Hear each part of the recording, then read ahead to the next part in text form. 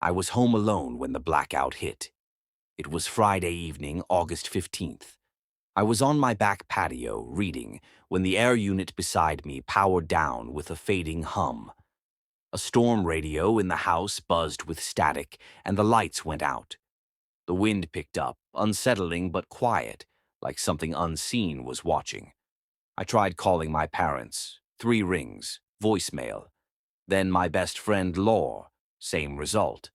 Frustrated, I walked through the house, opening windows for air. My phone had no reception, so I turned to the weather radio. The words were hollow, garbled. I couldn't make sense of anything. Stepping outside, I noticed how still everything was. No cars on the street, no people, no sounds except the wind. The sky churned a deep blue-gray, heavy with unfallen rain. I didn't think much of it then. After all, storms happen. I ate a dry dinner, brushed my teeth, and went to bed, unaware that my life had just been yanked off its tracks. The next morning, I realized something was wrong. My parents hadn't come home. My street was silent. The storm lingered, static in the sky like a paused video. I decided to check on Laure. His house was a 10-minute walk, and the air outside felt heavier than yesterday. No barking dogs, no birds, no people. Laure's driveway was full, but when I knocked, there was no answer. After waiting 20 minutes, I gave up and went home. That evening, the wind grew stronger.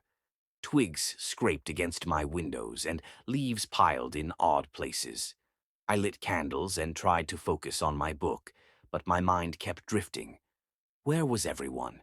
Just as I was settling into bed, a crackling noise startled me. At first I thought it was the weather radio, but the sound was coming from the pantry. My heart raced as I opened the door. On a high shelf, buried in an emergency kit, was a walkie-talkie.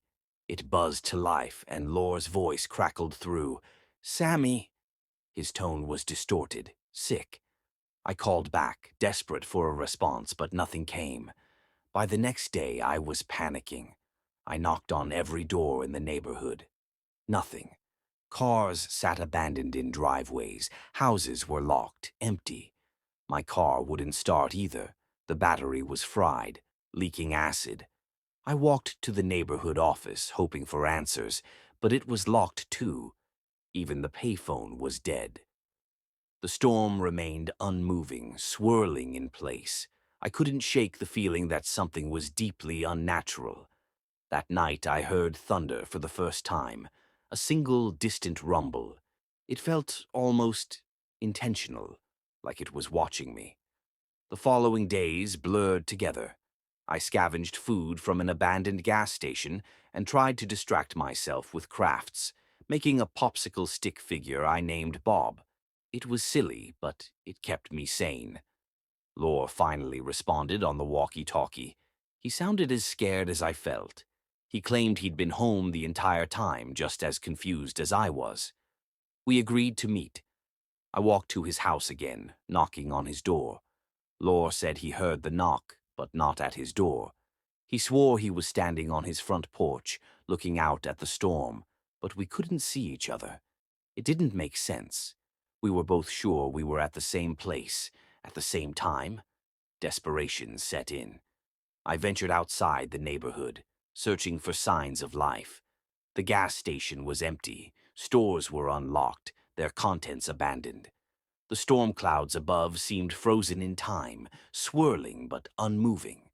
That night I had a nightmare. I was in a blindingly bright room surrounded by shadowy figures. Their eyes, piercing, human, were the only things in focus. One pressed on my chest and I woke up gasping. The walkie-talkie was silent.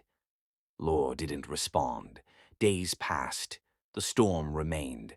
My sanity frayed. I chain-smoked and wandered aimlessly, watching the sky churn. I tried to enjoy the solitude, but the silence was suffocating. Then Laure's voice returned. We spoke about everything, the storm, our families, the strange stillness of the world. He suggested we make smoke signals to attract attention. It seemed pointless, but I agreed. The next day, we tried to meet in the town square.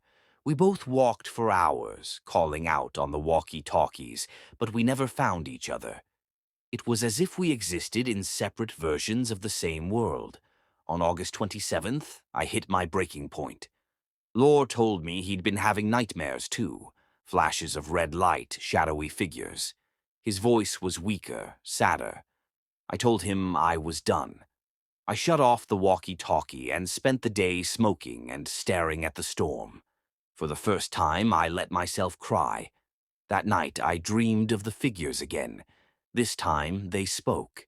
Their voices were static, like the storm radio, but I understood one word: stay. I woke up shaking, unsure if I'd ever see another person again. To whoever finds this recording, I don't know what's happening, but if you're out there, please, find me. My name is Sammy.